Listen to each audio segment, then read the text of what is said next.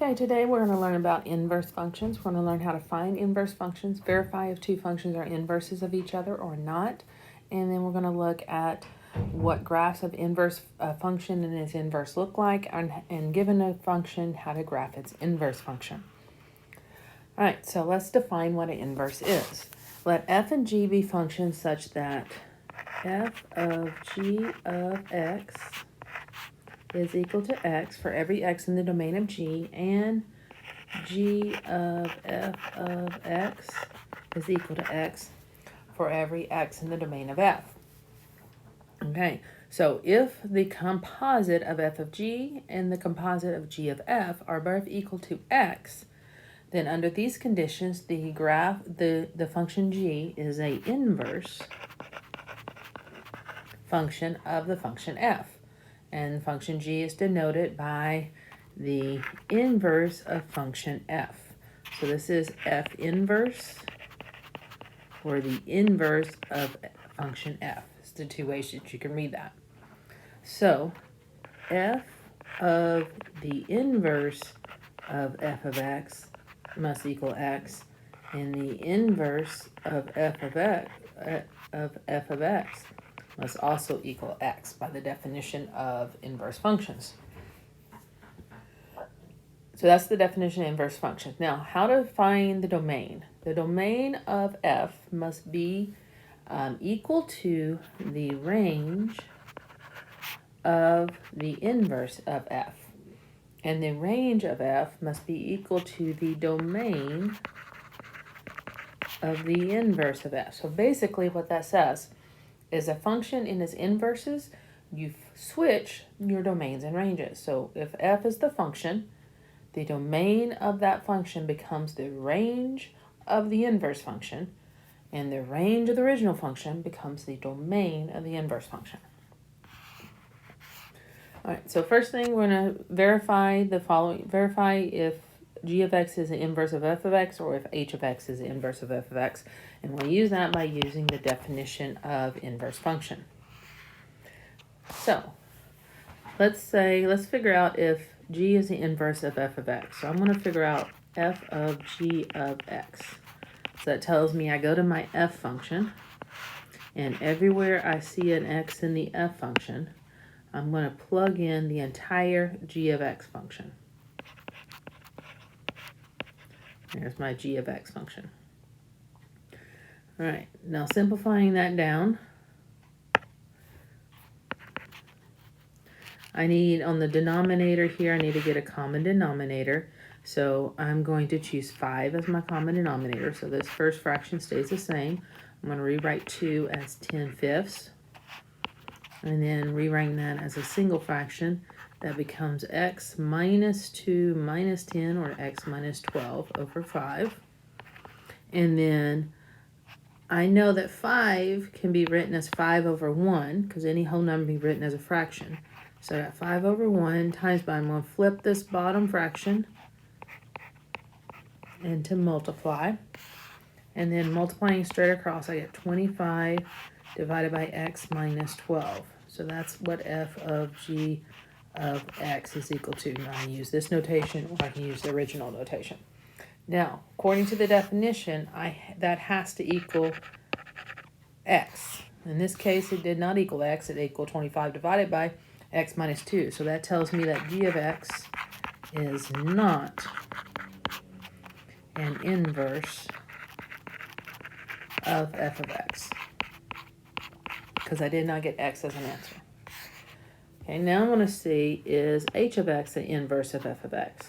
So I'm going to try f of h of x, and I'm going to let h of x here is in red, so that's going to be my inside function. So that's going to be my f function, 5 divided by x minus 2. But in place of every x in that outside function, I'm going to plug in the inside function. I don't know where the 2 disappeared to.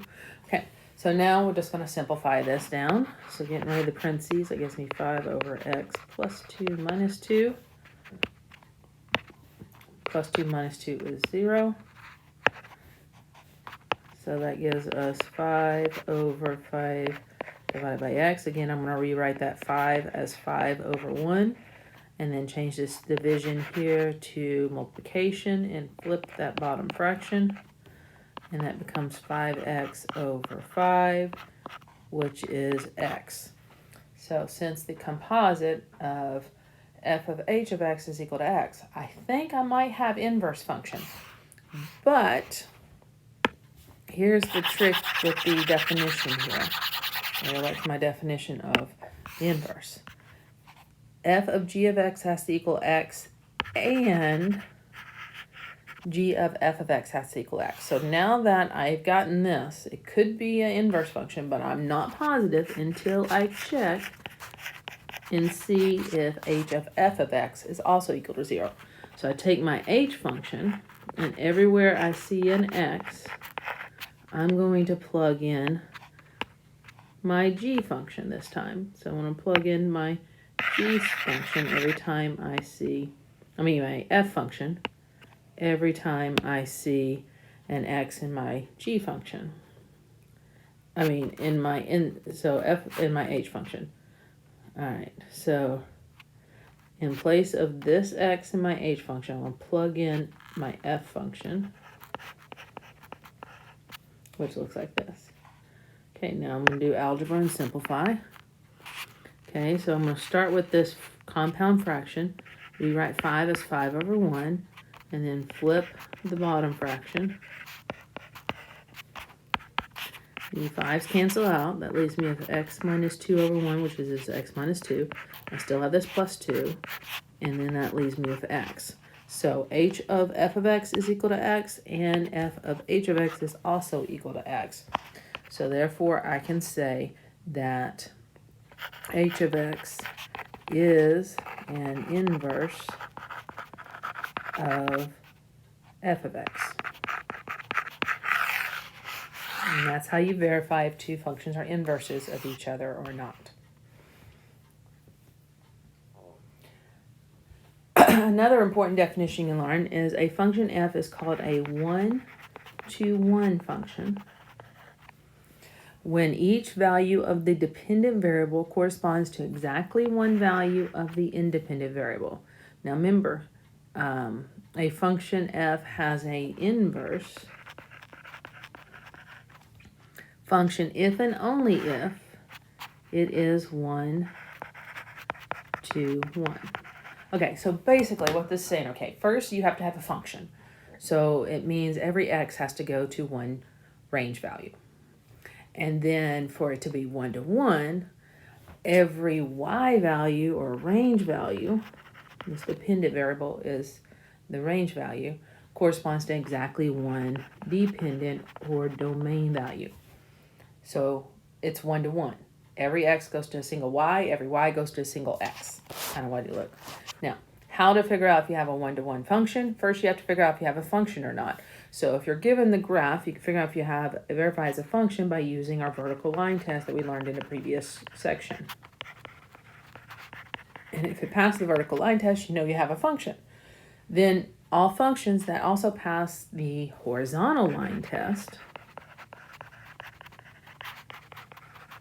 is 1 to 1. And basically the horizontal line test is the same as the vertical line test, except you draw a horizontal line. So for every horizontal line that's drawn through the graph, it can only intersect the graph at exactly one point. Okay, at most one time. Intersects more than once, it is not a 1 to 1 function. All right, so let's check and see if we have a function for a here. So every vertical line I draw only intersects the graph once. So I know I have a function. And then to check and see if it's 1 to 1, I say, okay, if I can draw any horizontal line that intersects the graph more than once, in this case I intersect it more than once here, okay, it is not a 1 to 1 function. So it is a function, okay, but it is not 1 to 1. Okay, and since it's not 1 to 1, it does not have an inverse. It does not have an inverse function. Okay. All right, now looking at B. Okay. Every vertical line I draw intersects the graph once, so it is a function. And then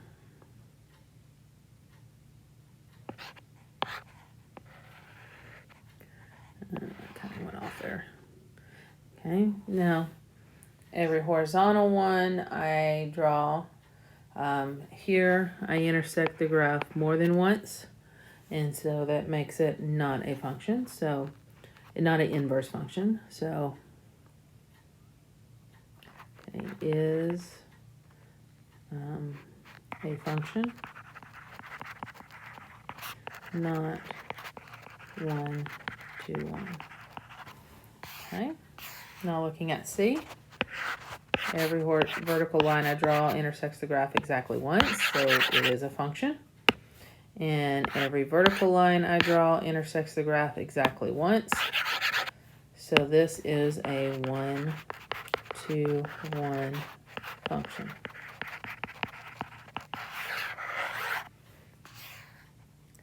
Okay, D. Everywhere I draw intersects the graph exactly once with a vertical line test, so it is a function. Okay, function. But I can draw a horizontal line that intersects the graph more than once, so not 1 to 1 function. Okay, now we're going to use that definition of how the domain, if you have a function, the domain of the function becomes the range of the inverse function, and the range of the original function becomes the domain of the inverse. And we're going to use that to sketch graphs. So here, this is my function. I'm going to make a table of some points on this graph. So here I see I have the point, this is my x, this is my y. I have the point -1 and -3. Then I have the point x is 0, y is -1. And then I have the point 1, 1. Here I have the point x is 2, y is 3. Okay, so there's some of the points. So let's check. Does this pass the vertical line? Is this a 1 to 1 function? So do I have an inverse? So vertical line, any vertical line I draw intersects the graph once, so it's a function. And any horizontal line I draw intersects the graph once, so it's 1 to 1. So I'm going to have an inverse function. So how I do this, as I look at these points I came up on my function, and the domains and ranges switch. So this first point, -1, -3, becomes the point, let me switch colors. We'll do this in red. Comes the point -3, -1. Notice the x and y switch. So this next point is -1, 0, 1, 1, and 3, 2. So to sketch the graph of our inverse function, I'm going to plot those points I just came up with. So -3, -1, -1, 0, 1, 1, and then we have 3, 2. This, if I call this my function f, this is the inverse of f. Make sure you label your function your inverse. Okay, now this one looks like it doesn't pass the horizontal line test because you might think it intersects it more than once here. But if you zoom in, you'll find that it actually gets infinitely close, but they change values here. So this actually passes the horizontal line test, so this is 1 to 1. So it does have a inverse function. So again, I'm going to set up a table of values for my function. This time I'm going to call my function g of x. Okay. And we're just going to choose a couple points. So we got that 0, 0. And then we got -1, and -1. And then next one it looks like we have is -2 and -8. And then we have 1 and 1. And it looks like 2 and 8. Okay, so let's choose a different color this time. So for my inverse function, or you could have just wrote that as the inverse of g of x. I need to switch those. Each of these points gets switched.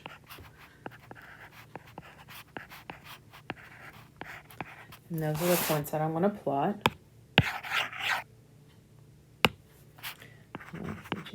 Okay, so I'm going to plot 0, 0, -1, -1, -8, -2, 1, 1, 8, 2. So this is the graph of the inverse function. And then the last one here passes the horizontal line test, passes the vertical line test. So its function, I'm going to call it h of x. So h of x is table of values. Let's see, I have the point x is 0, y is 1. And here I have the point x is 1, y is 2. And x is 4, y is 3. And so that'll be enough. And then to do its inverse function,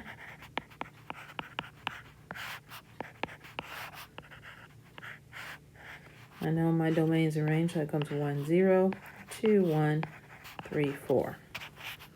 All right, so 1, 0, 2, 1, and 3, 4. And so it looks like this would be our inverse of h of x graph. Now, one thing I do want to kind of point out on this, and if you're given a function, its inverse function, you can kind of recognize this. If you drew an imaginary line y equals x right through the first and third quadrant, notice that it's pretty much a symmetric on each side of that. Same thing here, y equals x, y equals x. And now it's symmetric with respect to that value. So that's kind of cool. That's one thing you can see. They have symmetry with respect to the origin. Last thing we're going to look at is finding the inverse function algebraically, so without using a graph. Okay. Now you can use your graphing calculator. You can use the graph just to verify that you have a one-to-one function. So you want to use the vertical and horizontal line test.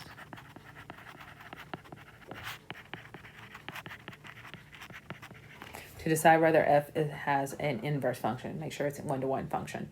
Okay, if you have a one-to-one function, then the equation f of x, replace the f of x with the notation y, so that you have an x and a y, a domain in the range. Remember, domain is associated with x's, range is associated with y. Now, in order to find the inverse, we switch our x's and y's. So that's what we're going to do now. We're going to interchange the rows of the x and y. Then we're going to solve our new equation for the new y. And then this y in our inverse function is not f, it is the inverse of f. So we're going to go back to our inverse notation, f inverse of x. And that'll give us our answer. Okay, so this is a rational function. If you check on the graph, you'll see that it is one-to-one for x greater than -1. Because this is what this part right here states is we're only looking at the graph for only x is greater than -1. So we're only looking at a piece of the graph.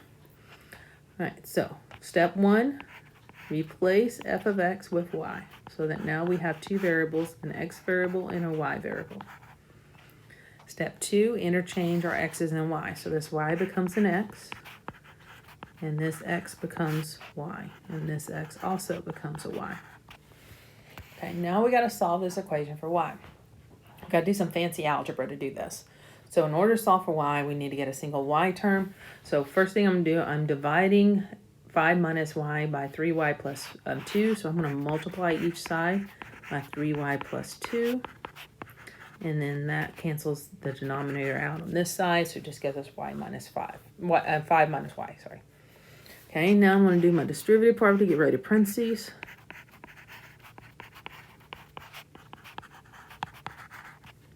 And I still haven't been able to solve for y yet. So to do that, I need to get all the terms with y on the left-hand side and all the terms that do not have y on the other side. So that means I need to add y to each side. So I can move this y over. And then I need to subtract 2y from each side so that I can move that, 2x from each side, so I can move that x term over. Now, on the left-hand side, all the terms have y in them. So I'm going to factor out that GCF, the greatest common factor of the y.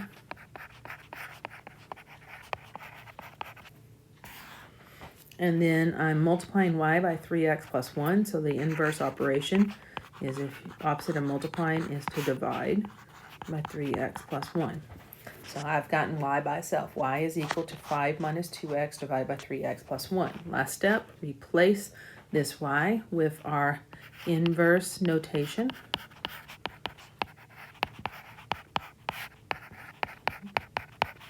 And you have found the inverse of f of x. All right, now for b, we're going to find the inverse of the square root of 2x minus 3. So square root graph passes, it's a one-to-one function. So I can replace the f of x with y. Switch my x's and y's. Now I need to solve for y. So I'm going to take the square of each side. Square and square root cancels out. I'm going to add 3 to each side. And then divide each side by 2. So I've gotten y equals now. And then last step, replace that y with our inverse notation.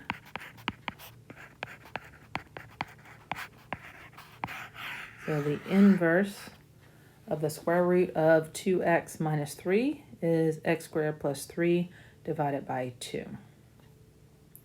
Of course, your domain of your original function will be domain here, will be here. So if I find the domain of f, remember the domain of f, x has to, we check, do I have x in the denominator of fraction? No. Do I have x inside an even radical? Yes. And then I know that has to be greater than or equal to 0. 3/2. So that's true for this. X must be greater than or equal to 3/2. Whoops, sorry. So that can only use x values that are greater than or equal to 3/2, but that switches over. So now my range values are greater than or equal to 3/2 on this. But just realize that we do have a limitation in this equation here that we're looking at. All right, and that's it.